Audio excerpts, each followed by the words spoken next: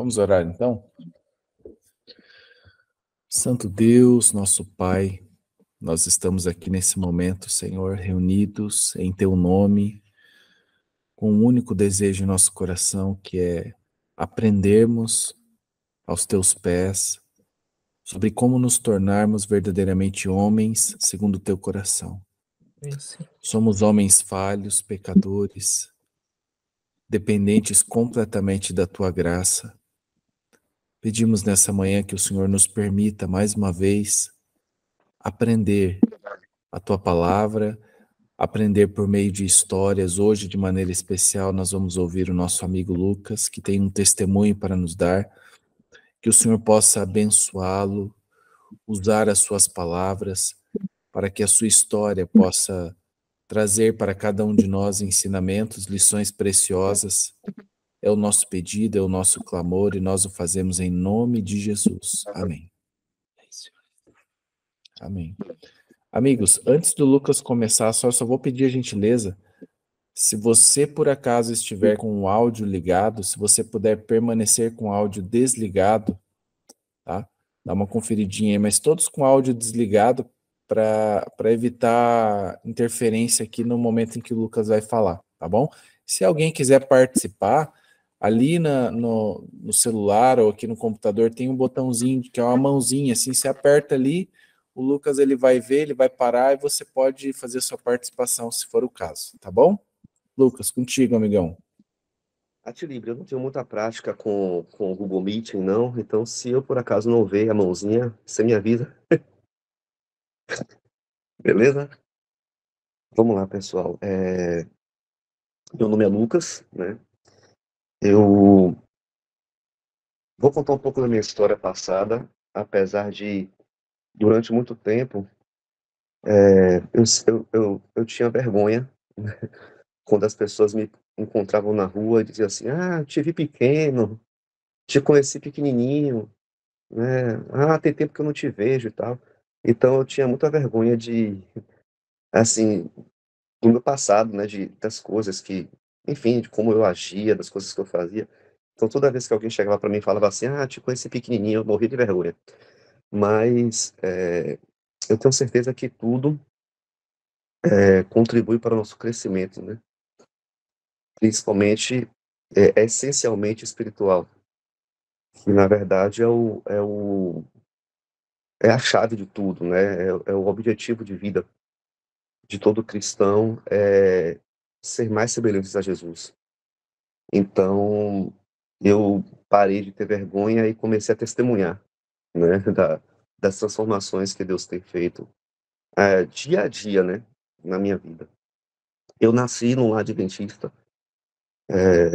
Eu não nunca, né, nesses 43 anos de vida que eu tenho, eu nunca me afastei da igreja adventista. Frequento a igreja desde sempre, né, e algumas coisas marcaram minha vida. E eu vou explicar algumas coisas, porque vocês vão entender lá na frente o motivo pelo qual estou falando.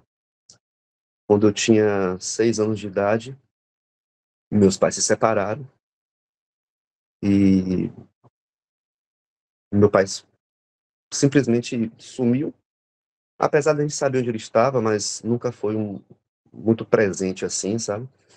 Na vida da gente. Então, minha mãe que sustentou, que criou, que educou a mim e a minha irmã. Eu tenho uma irmã mais velha do que eu, um ano. Então foram anos difíceis, em todos os aspectos, né?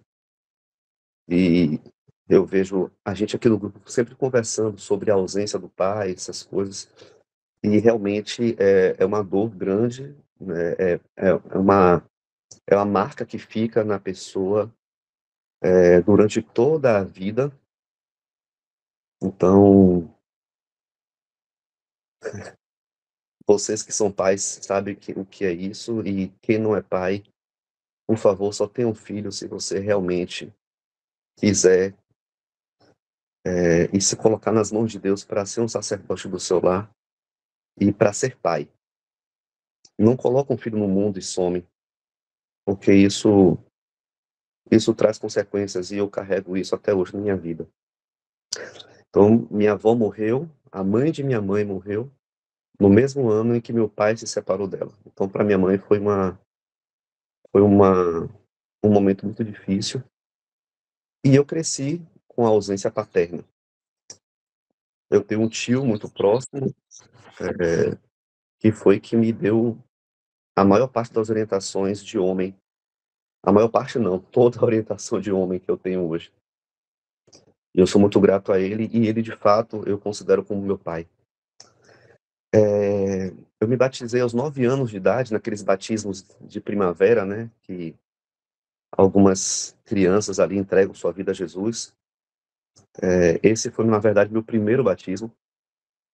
E de lá para cá, sempre, como meus pais se separaram muito jovem, minha avó também morreu e eu ficava com minha avó durante todo o dia. Então, isso foi muito difícil para mim. E minha mãe me colocou na aula de música. Então, desde os 6 anos ali, em cima de um piano, e fazendo disso um refúgio, fazendo disso uma fuga para todas as ausências que eu tinha, né. Eu passava a tarde, saía da escola, chegava em casa, passava a tarde em cima do piano, ali 4, 5 horas em cima de um piano tocando, e até e isso eu estou falando até mais velho, até 17, 18 anos de idade, que eu saía da escola, eu estudava ali na escola adventista, e ia para o conservatório de música, ficava a tarde toda tocando piano para me esconder dos problemas que eu tinha.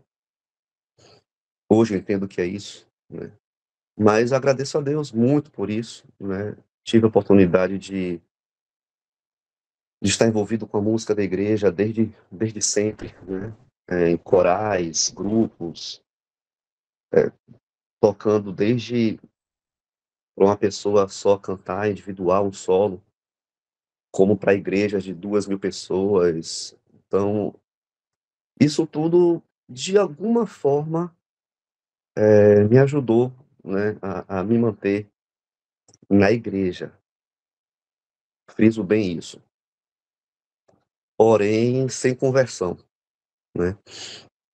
Eh, Tanto que sábado de manhã eu estava ali na igreja tocando, de tarde, ensaiando corais e sempre envolvido. E quando chegava à noite, como todo jovem desorientado, sempre ali em festas também, ouvindo músicas que não agradam a Deus. E foram momentos que para mim, enquanto jovem, eram agradáveis, sabe. E que hoje eu vejo o quão prejudicial foi para minha vida. E, mais uma vez, até hoje eu sinto as consequências desses momentos que passei, eh, fora do aprisco, né, fora das mãos de Deus, apesar como dizem, né, perdidos dentro da igreja, né. Eh, eu era um bom adventista, era um bom religioso, mas, o cristianismo passava muito longe. E ali, sempre apoiando a igreja em tudo, Ezequiel, a gente tem, amizade há muitos anos, né, e sempre ali como tesoureiro da igreja, diretor de jovens, pra vocês terem ideia, né, diretor de música, diretor de comunicação, professor da escola sabatina. Então, sempre envolvido com a igreja, com a religiosidade, mas com o coração afastado de Deus.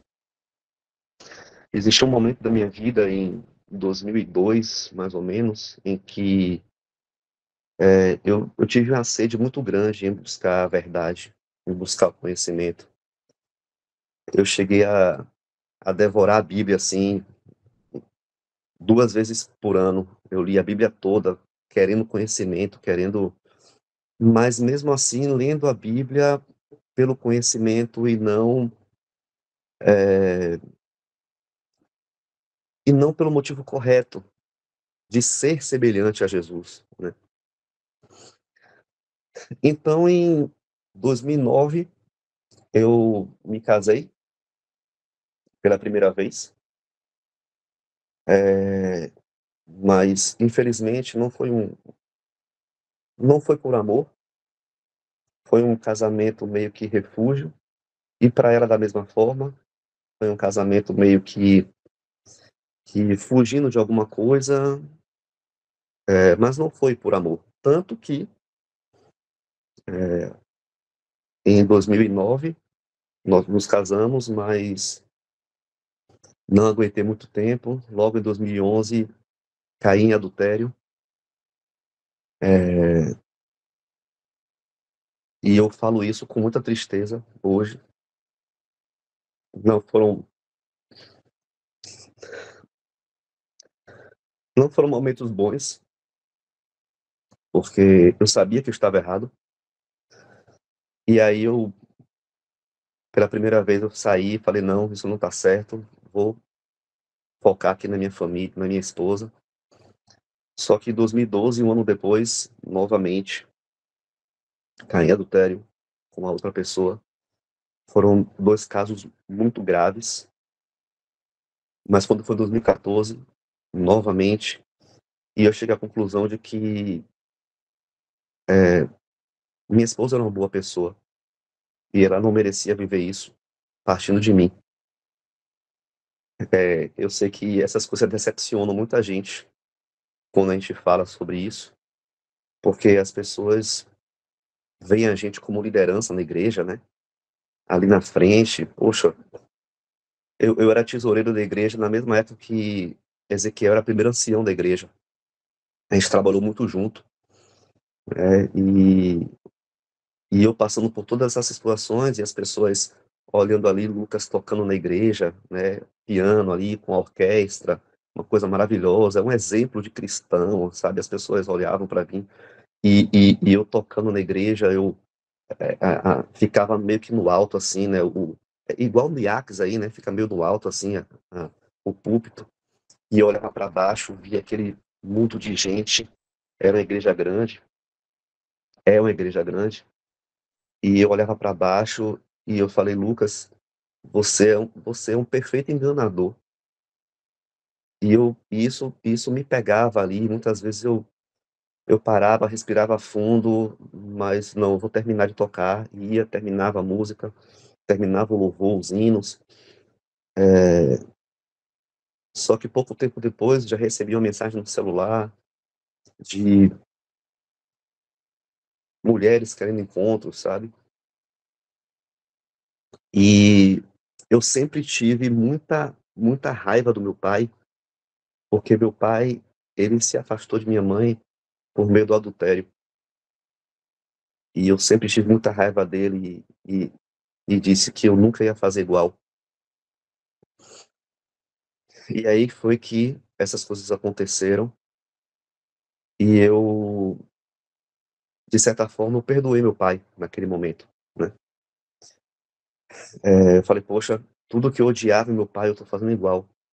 Porque sim, nós somos reflexos dos nossos pais. Então, a gente age muito parecido com o que nossos pais agiram, né. E,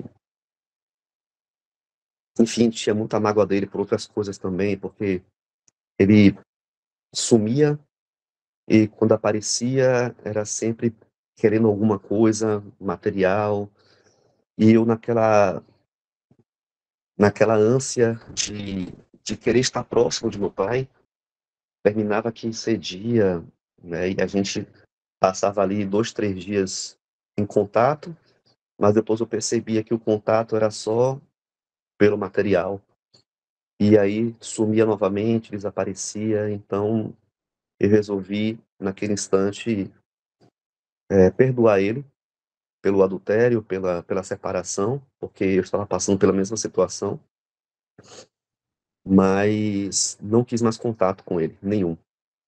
Então em julho de 2015 eu me separei, e O divórcio só saiu 1 ano depois, em julho também de 2016, foi que saiu o divórcio.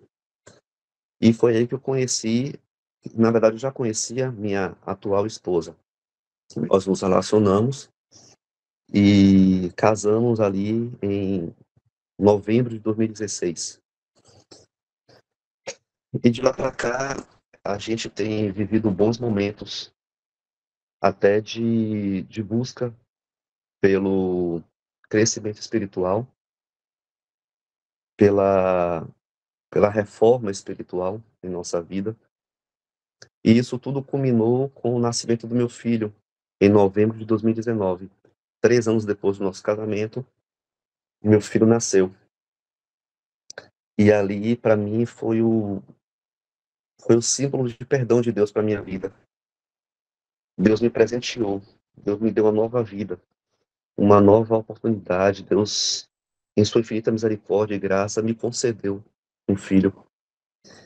E ali eu comecei a devorar os livros do Espírito de Profecia, tudo sobre orientação à criança, porque eu não podia errar, eu não queria errar com meu filho, mesmo sabendo o que ia acontecer, mas eu queria criá-lo de uma forma perfeita, né?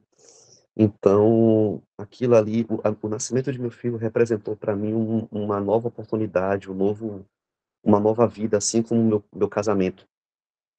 E esqueci de dizer que eu me rebatizei em 2017, né, na mesma igreja em que eu tinha falhado, em que eu tinha errado. E tinha que selar, porque eu precisava voltar ao ponto de derrota, né? O lugar onde eu fui derrotado, eu precisaria nascer de novo naquele lugar. Então, comecei a criar meu filho, eu e minha esposa, nas orientações que Ellen White escrevia, né, no Espírito de Profecia, porque, só abrindo parêntese, se a gente, adventista do sétimo dia, eu não sei a religião de todos que estão aqui, mas a gente não pode perder nossa identidade, né? Então, os escritos estão aí. Eu tenho certeza que se ela vivesse há 2000 anos atrás, algum livro dela estaria escrito na Bíblia, mas a gente precisa retomar nossa identidade, né? A gente precisa retomar essas leituras, essas orientações, que em muitos lugares nem se falam mais, né? E estão perdidos, os escritos estão perdidos, e a gente precisa, de fato, como sacerdotes do lar, retomar, né, as rédeas, né, da nossa família, e sim seguir essas orientações que são escritos ali, inspiradas por Deus. Então, nós decidimos que o Benjamin, meu filho, ele, até então, com a luz que a gente tinha, né, ele iria estar com a mãe, com minha esposa, Joyce, até os 3 anos de idade, e dali adiante, quando ele entrasse na escolinha ali, ele ficaria até os 7 na escola de manhã e com minha esposa à tarde. A gente se programou para isso, embora hoje a gente já mudou o pensamento, né? Mas em dezembro de 2022, há 9, 10 meses atrás, nosso filhinho foi diagnosticado com autismo. E aquilo ali acabou com a vida da gente, assim, o nosso chão sumiu, né? A gente ficou sem chão, a gente não sabia o que fazer. Procuramos vários especialistas e, enfim, alguns fecharam o diagnóstico, outros não. E a gente começou os tratamentos, né, com terapias ali. 3 vezes por semana ele fazia terapia ocupacional, psicologia e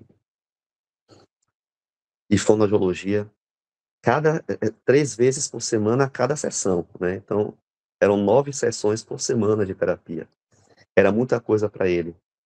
E tinha natação também, que ele já fazia, né? Então, e tinha escola de manhã, então o bichinho estava ali totalmente sobrecarregado com essas atividades. E a gente veio percebendo isso, né? Ele estava cansado, ele não, apesar das terapias serem brincadeiras, né, com essa idade, mas a gente sentia que ele estava meio cansadinho, assim, de tudo aquilo, de toda aquela rotina, mas a gente estava buscando o melhor para ele, né, e seguindo as orientações médicas, né.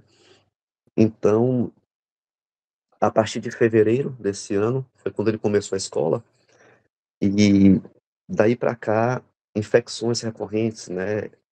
A gente sabe que quando coloca filho na escola, que se mistura com outras crianças, começa as infecções, gripe, tanto que as pessoas falavam para mim: "Ô Lucas, é uma semana em casa e uma semana na escola", porque sempre fica doente e é uma coisa ou outra.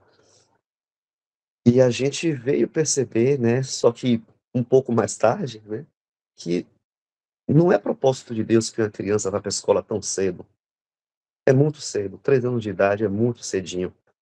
E precisou primeiramente uma médica dizer pra gente, né, pelas infecções recorrentes, otites recorrentes, ela falou: "Tira seu filho da escola, ele é muito pequeno para estar na escola".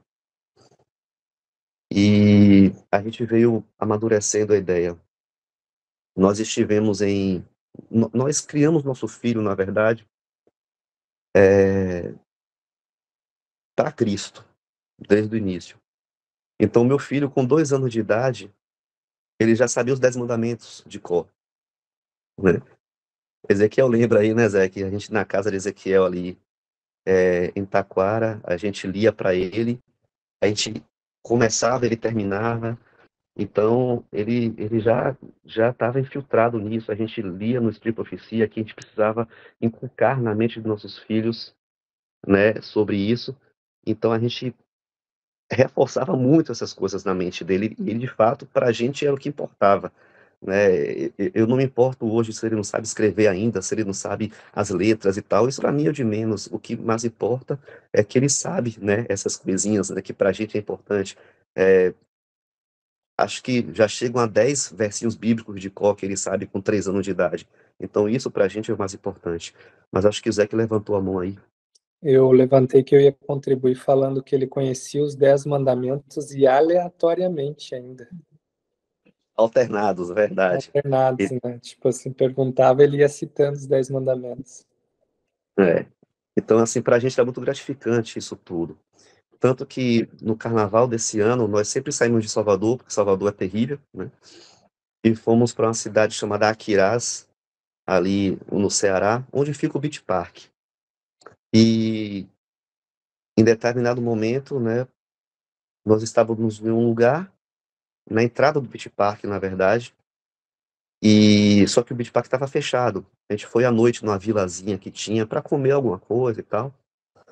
E começou a tocar uma música, que não era cristã. Meu filho, ele não tem acesso a telas, a celular, a músicas seculares. E quando aquela música começou a tocar, era uma música secular, foi impressionante. Ele colocou o dedinho no ouvido, e até então o dedinho do ouvido é característica de TEA, né, do autismo. Então ele colocou o dedinho no ouvido e a gente não percebeu que estava tocando a música. Porque a nossa mente está tão poluída, né, com 43 anos de idade, 42 anos de idade, a nossa mente está tão poluída que as coisas entram por um ouvido e saem pelo outro e aquilo fica na consciência, mas para a gente moro em Salvador, então ouvir batuque para mim é normal, né. Eh, então ele botou o dedinho no ouvido e ficou. Aí eu apontei pra Joyce, minha esposa: "Ó Joyce, você tá com o dedinho no ouvido", né, e características do autismo. De repente ele saiu correndo, com o dedinho no ouvido correndo. E a gente chamando o Benjamin: "Bem, venha cá", ele correndo, e foi pra porta do parque, pra saída do parque. E depois a gente veio perceber, poxa, foi a música. Nosso filho é sensível a isso.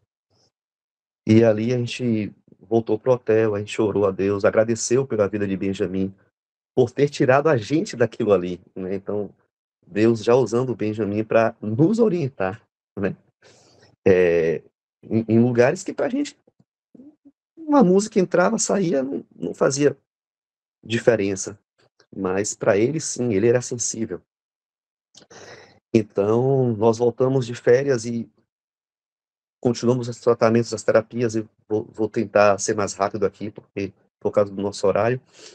E de lá para cá nós fizemos uma viagem em abril, nas nossas férias, em que algumas coisas deram errado. Desde o início da viagem, a gente nunca planeja, assim, viajar no sábado, né, e algo deu errado no voo, o voo foi antecipado para um sábado, e depois a gente veio entender todo o contexto, todo o motivo. E nós podemos almoçar com os amigos que conhecemos em Fortaleza, e ali a gente nesse almoço, no sábado, nós tivemos a oportunidade de falar para eles de Jesus e entregar aquele livro Grande Conflito, que foi o livro que foi divulgado esse ano, né. Aquele livro Grande Conflito nós entregamos para eles e partimos, seguimos viagem. E a gente foi forçado a dormir em Goiânia na primeira noite, quando iríamos direto para Caldas Novas. E quando acordamos de manhã no domingo, nós fizemos o culto dentro do quarto do hotel e descemos para o café. Quando nós descemos para o café, uma senhora veio abordar a gente. "Vocês são adventistas?" Aí eu não sabia, né, se enfim, não sabia o motivo que ela estava perguntando, mas falei: "Somos sim". Ela olhou para mim e falou assim: "Você é pastor?" Eu falei: "Não, não, não sou pastor. Mas a gente ajuda muito na igreja, a gente tem um projeto lá em Salvador e tal", eu expliquei para ela um pouco. Ela: "Não, é porque minha filha, eu sou adventista", ela falou, "e minha filha, ela está afastada da igreja. E hoje de manhã, quando ela ouviu vocês cantando hinos, nós estávamos no quarto ao lado. Ela chorou muito, se emocionou muito e disse que voltaria para a igreja". E a gente ali conheceu ela, conheceu a filha dela, e a gente veio entender o motivo porque Deus tinha guiado a gente para transformar essa viagem, para que a gente estivesse dormindo naquele hotel, no quarto ao lado daquela pessoa. E fomos, né, depois encontrar com o Ezequiel ali e a Rit, em Taquara, e passamos ali um tempo com eles. A gente tem uma amizade muito muito forte, assim, de irmãos mesmo. E numa sexta-feira à noite, pude conhecer o Atilibre ali na casa do Alevon, e essa semana da gente foi um divisor de águas, né. Estivemos ali com a família do Alevon, do Atilibre, do Ezequiel, no pôr do sol de sexta-feira. No domingo estivemos juntos ali no sítio do Alevon e da Doris, participando daqueles momentos ali da família, foi uma bênção.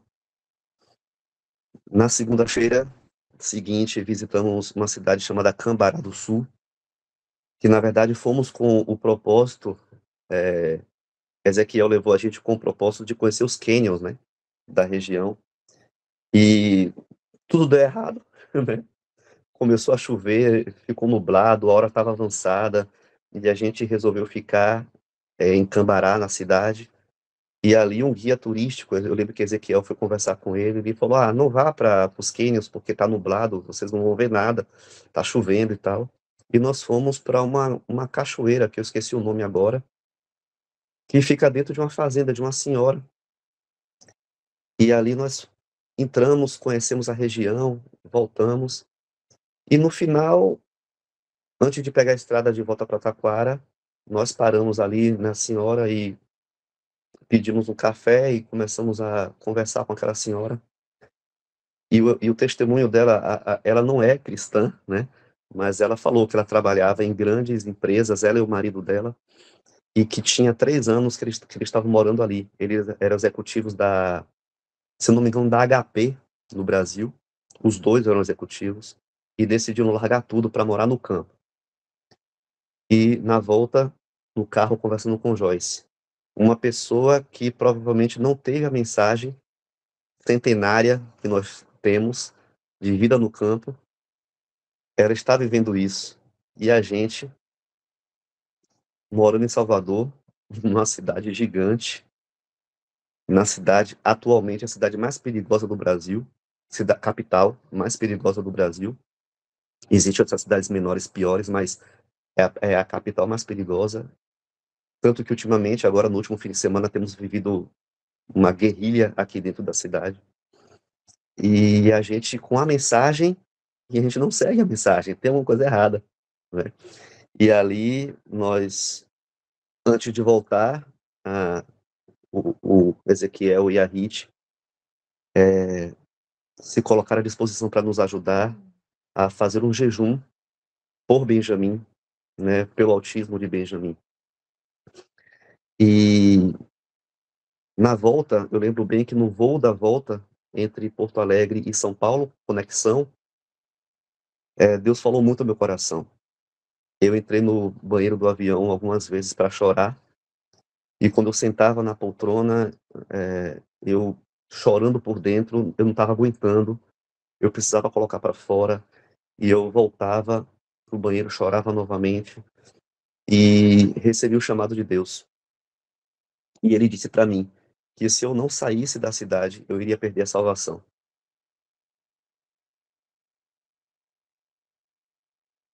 E de lá para cá, nós temos trabalhado por isso.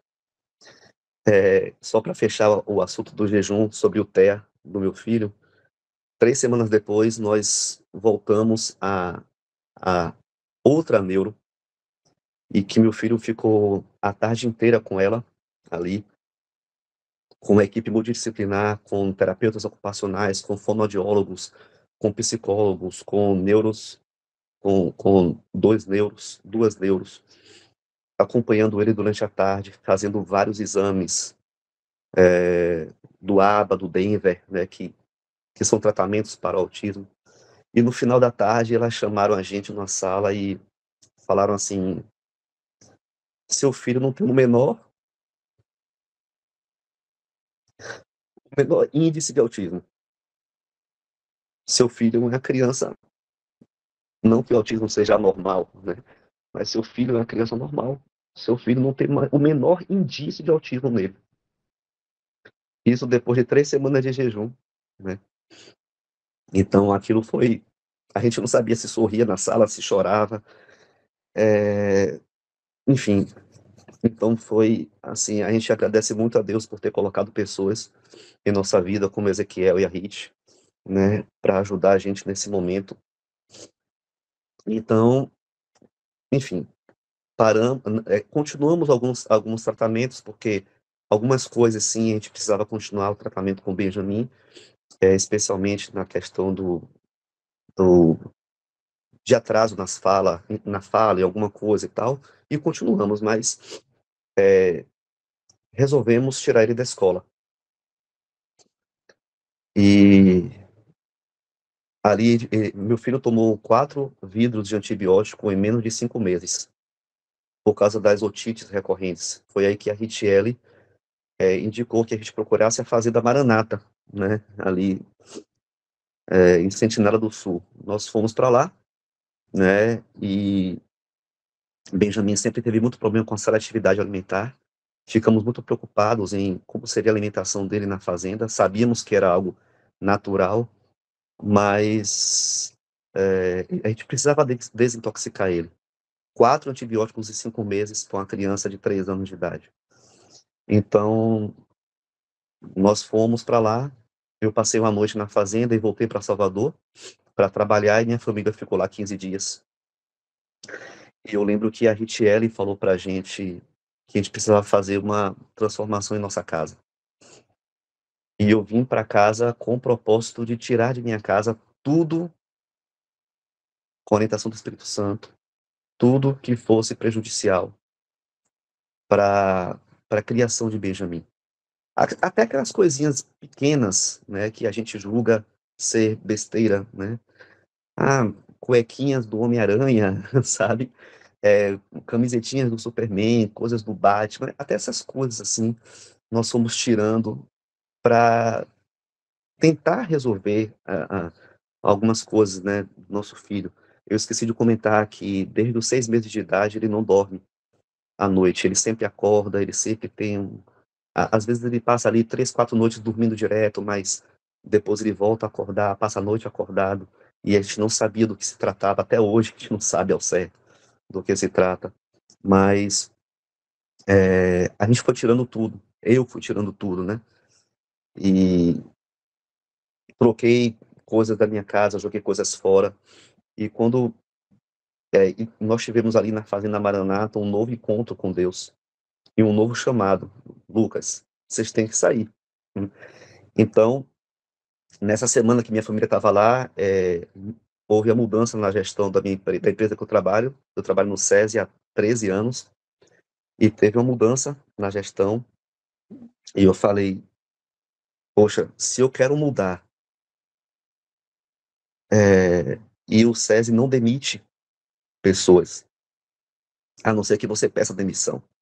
É muito raro, a empresa que eu trabalho demitir pessoas. E eu falei: "Poxa, se eu quero sair daqui, eu preciso pedir demissão".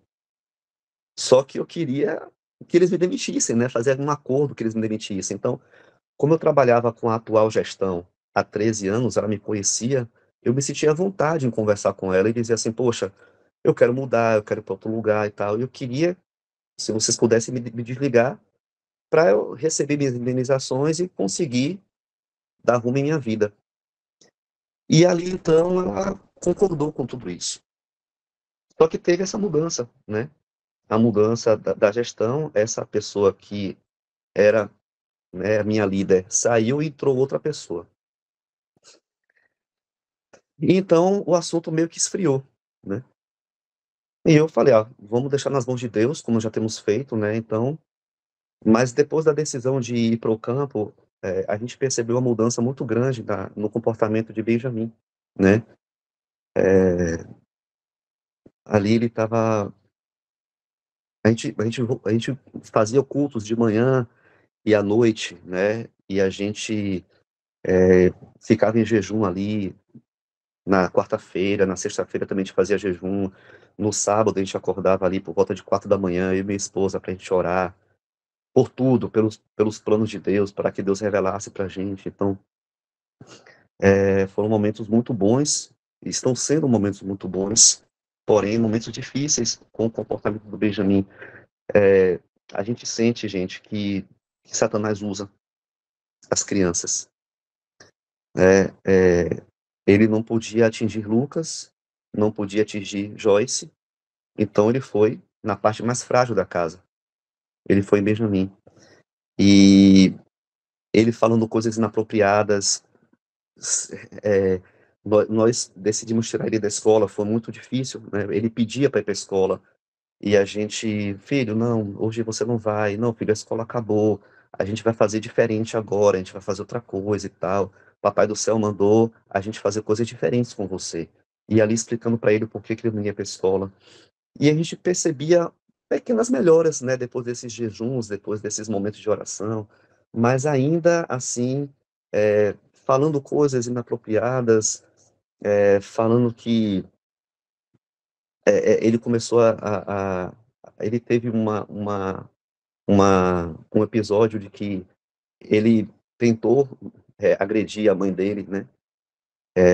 Então, nesse dia eu saí do trabalho, era 2 horas da tarde, voltei para casa, ajoelhei com ele, orei com ele, corrigi ele,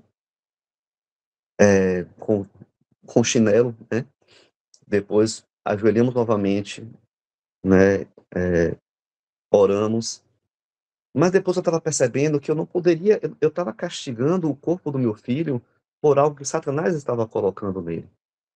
Então eu falei: "Não vou mais castigar meu filho com a vara, enquanto o Espírito Santo me disser que é obra de Satanás. Eu não vou atingir Satanás batendo no meu filho". Então, comecei a orar, né, e a gente eh, já ali orando, já fazendo os cultos matinais, os cultos da noite, vespertinos, e com os momentos ali aos sábados de manhã, os momentos de jejum, e recebi, né, nessa brecha, um convite do novo gerente da empresa, e ele me procurou e falou assim: "Lucas, eu recebi uma informação da gerente antiga, de que ela tinha negociado com você a sua saída da empresa. Eu não concordo com isso, ele falando, eu não concordo com isso. Não é comum a empresa fazer isso, mas a gente resolveu manter, né, manter a palavra dela. Então, você tem 15 dias para pensar se você vai querer de fato sair ou não. Vou te dar 15 dias para você pensar novamente sobre o assunto. O emprego que eu trabalho, a empresa que eu trabalho, não tem nada demais. É uma empresa comum, vocês conhecem o SESI, todo estado, toda cidade tem um SESI, né? Canela tem um SESI aí pertinho do Atilibre, do Ezequiel. Então, não tem nada errado no meu trabalho, moralmente falando. E eu não conseguia ouvir a voz de Deus claramente dizendo assim: saia. E foram 15 dias muito difíceis para mim. A gente intensificou as orações, né? E hoje, esse testemunho era para ser falado na terça-feira passada, mas o meu encontro com o meu gerente foi na sexta-feira passada. Então, foi providencial que esse testemunho fosse trocado para hoje, né? Então, não, a minha indecisão não era sobre bens materiais, não era sobre. As pessoas que me conhecem, sabem onde eu moro, sabem que eu moro simples, eu vivo simples.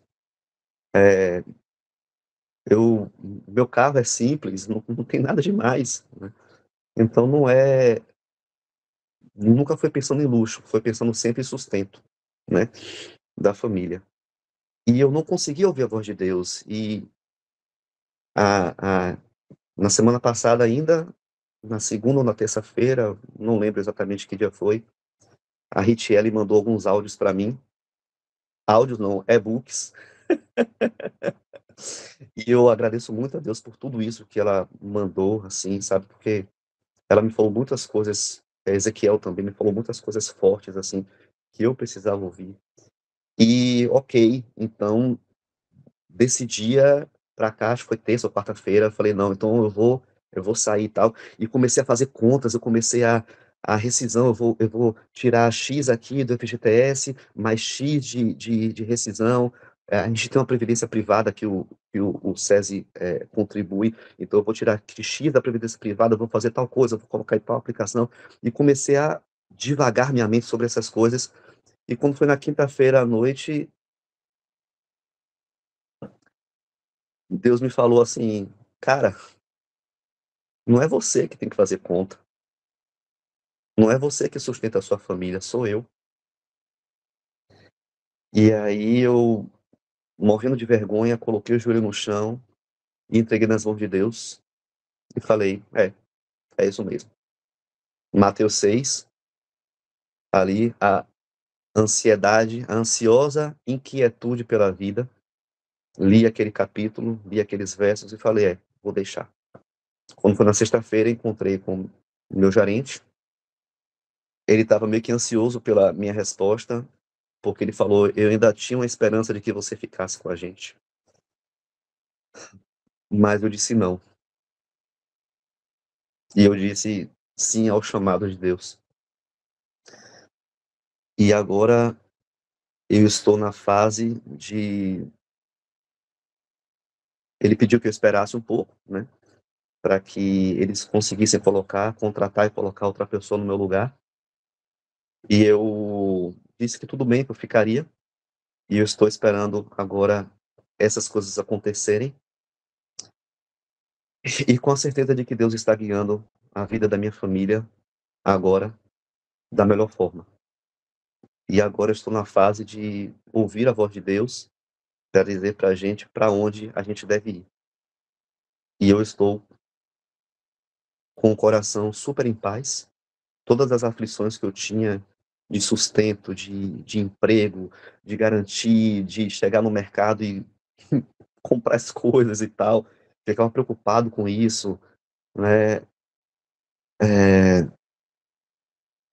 Enfim, essas coisas passaram, né? De sexta-feira para cá eu vivo muito mais leve, né? E eu tenho certeza que Deus está guiando a vida da minha família. E hoje eu optei por viver de acordo com o propósito de Deus e procurar fazer a vontade dele em tudo. Eu sei que vai ser difícil. É difícil você tirar uma mensagem centenária de viver no campo em 2, 3, 4, 5 anos. Isso era para meus bisavós terem ouvido, meus avós terem ouvido e feito, né? E hoje era para eu estar vivendo no campo. Mas como não foi possível, eu quero que meu filho viva no campo.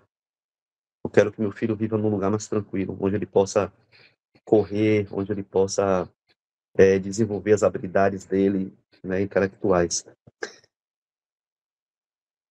E tudo isso para a honra e glória de Deus. Eu tenho certeza que Deus está guiando minha família. Eu esqueci de comentar com vocês que a Richelle, ela indicou um livro para a gente, O Poder da Bênção dos Pais. E a gente tem lido esse livro, e depois desse livro eu procurei meu pai, que já estava morto em meu coração. Eu tinha matado meu pai no meu coração. E eu procurei meu pai, conversei com ele e pedi a bênção dele, que era o que estava faltando. E depois, esse dia foi muito importante, de lá para cá nós temos mantido contato, e tudo na minha vida mudou, né? De maio para cá, né? De final de abril, maio para cá, tudo mudou. E hoje o que eu mais peço é que a gente seja guiado pelo Espírito, né? Ezequiel, não sei quanto tempo eu tenho, se eu tenho algum tempo mais, mas 5 minutos? Tá. Eu esqueci de comentar com vocês sobre uma coisa muito forte que aconteceu aqui em casa, desde o dia que decidimos sair daqui e ir para o campo. O reforço dos cultos. Em um desses episódios do meu filho, nós decidimos. Eu gosto muito de música. Bom, eu falei no início aqui, né? Seria incomum se hoje eu não gostasse de música. Então, nós colocamos aqui na minha casa, todas as manhãs, o hino Castelo Forte. Não sei se vocês conhecem a história desse hino, mas busquem a história desse hino. Não dá tempo de contar aqui o porquê que Martinho Lutero escreveu esse hino e o que é que Ellen White fala sobre esse hino. Mas busquem depois, vale a pena. E meu filho, certa vez, ele olhou para minha esposa e falou: mamãe, tire essa música. Eu não gosto dessa música. E ele olhava para ela e segurava ela forte, assim, aqui. Mamãe, eu não gosto dessa música. Tire essa música, mamãe. Coloque outra música. E ali a gente veio percebendo que meu filho estava sendo usado. Mas de lá para cá a gente insistiu. E 35 dias tocando essa música todas as manhãs. E hoje é a música que ele mais gosta. Ele pede a música. Então, assim, gente, é uma transformação muito grande. É tudo muito. É muita coisa para falar em 45 minutos, 50 minutos. Eu poderia ficar falando aqui 1h30, mas eu tive que encurtar tudo. Mas eu queria. Rodrigo pediu a palavra. Quer falar alguma coisa, Rodrigo? Não? Pronto. Eu queria só, para concluir, terminar com Abacuque, capítulo 3, versos 17 e 18. Abacuque, capítulo 3, versos 17 e 18. Isso tem falado muito ao meu coração ultimamente. Diz assim: ainda que a figueira não floresça, nem haja fruto na vide, mesmo falhando toda a safra de olivas, e as lavouras não produzam mantimento, e as ovelhas sejam sequestradas do aprisco, e o gado morra nos currais, eu, todavia, me alegrarei no Senhor. Isso tem falado muito no meu coração, para dizer que ainda que nada dê certo, eu me alegro no Senhor. Eu vivo em paz. Eu sei que Deus tem coisas maravilhosas para revelar em minha vida, na vida da minha família, como eu sei que tem também na vida de vocês. Então, minha oração é que os planos de Deus se cumpram em nossa vida, nós, homens, sacerdotes do lar. Que Deus abençoe a cada um de vocês e que nós possamos ser cada dia mais sensíveis à voz do Espírito Santo. E é isso.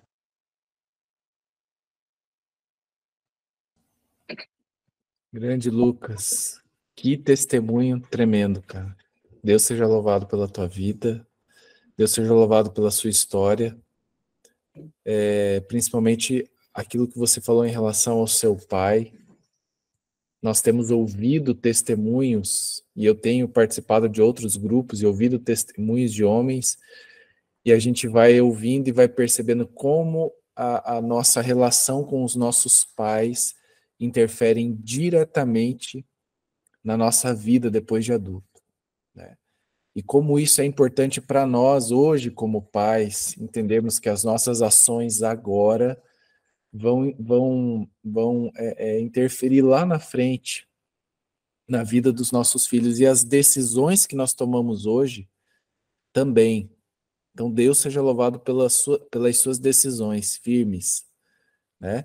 Desafiadoras, porém vocês estão tomando decisões, né, que vão contribuir para o crescimento espiritual da sua família. Não tem como dar errado. Deus está no comando e vai dar tudo certo. Deus seja louvado pela sua vida. Queridos amigos, muito obrigado mais uma vez. Vocês que estão pela primeira vez, o João, o Diogo, o Clairton, né, estão aí pela primeira vez. Acho que o Ronaldo, não me lembro se já estava conosco, mas obrigado mais uma vez por vocês estarem aqui.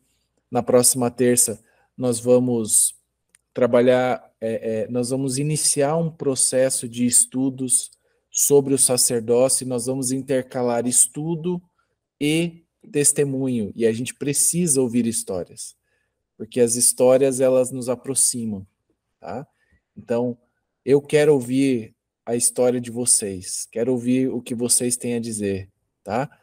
A relação com os pais, o crescimento, o desenvolvimento, a família, os erros, os acertos, nós precisamos ouvir essas coisas para que nós possamos aprender com os erros e com os acertos, tá bom? Lucas, mais uma vez, muito obrigado. Vou te pedir se você puder fazer uma oração para nós, para a gente finalizar o nosso encontro. Ó nosso Deus, primeiramente agradecemos por esses momentos que temos passado juntos aqui. Te agradecemos porque o Senhor nos escolheu para estarmos aqui nesta manhã.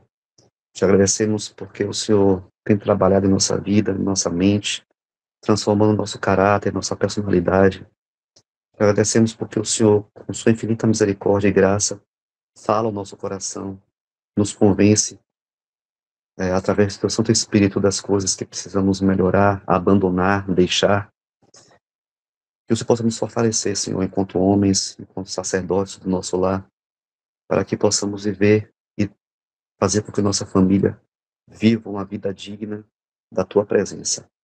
Que o Senhor possa estar em nossas casas, que o Senhor possa habitar em cada um de nós como templo do Santo Espírito, e que nossa família, nossa casa possa ser um sacrifício vivo diário oferecido a Ti, em gratidão por tudo que o Senhor representa para nós e tudo que o Senhor fez, faz e fará em nossa vida.